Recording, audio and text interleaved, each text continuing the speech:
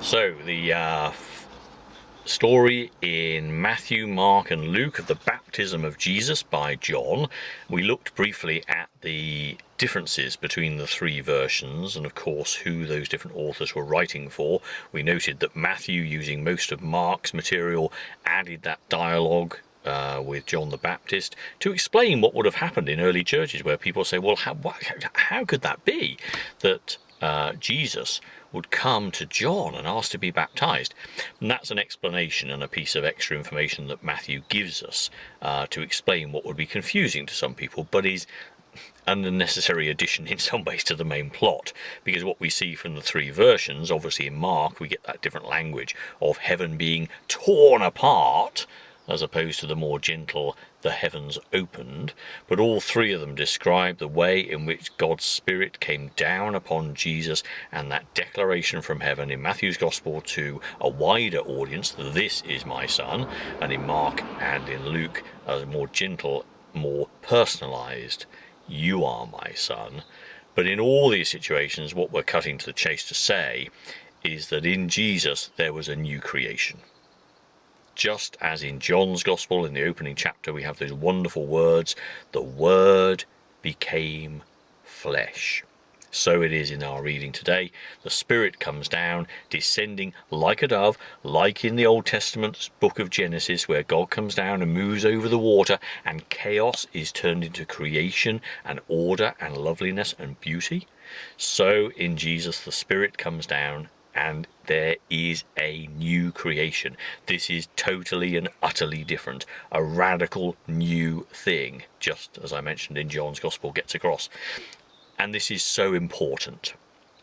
There is often a feeling in preaching that in the context of church worship one is preaching to the converted, and somehow that's said as if it's a negative thing, but it's absolutely right, because inside our church congregations and our fellowships we preach and espouse the values of God's universal love for all to those who know and understand, and of course any visitors are welcome, of course, but to those that know and understand, precisely because the real job of work is not to stay in that building.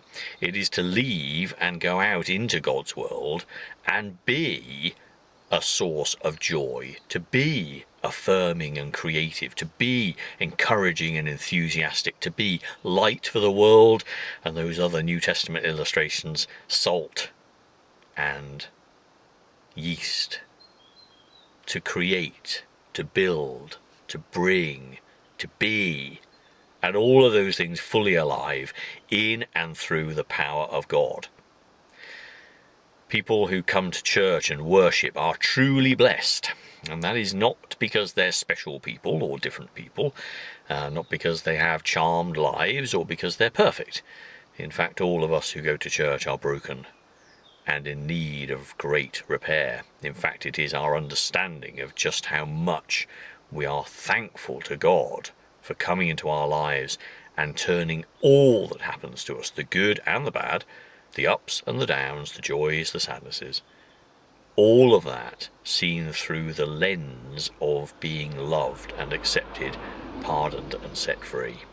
Yes, we preach to the converted, precisely so that those can go out into the world and be just as Jesus, with the Spirit descending upon him, so we can go out into the world and show not ourselves, but the glory of universal love and acceptance, espoused, demonstrated, proven beyond all doubt by the life, death and resurrection of Jesus. Our rallying call is our firm foundation, and we do it again not based on our own abilities or our own sense of worth, but because we know ourselves to be loved by God. And this is a message for all people everywhere, all the time. We are always loved and accepted by the God who made all things.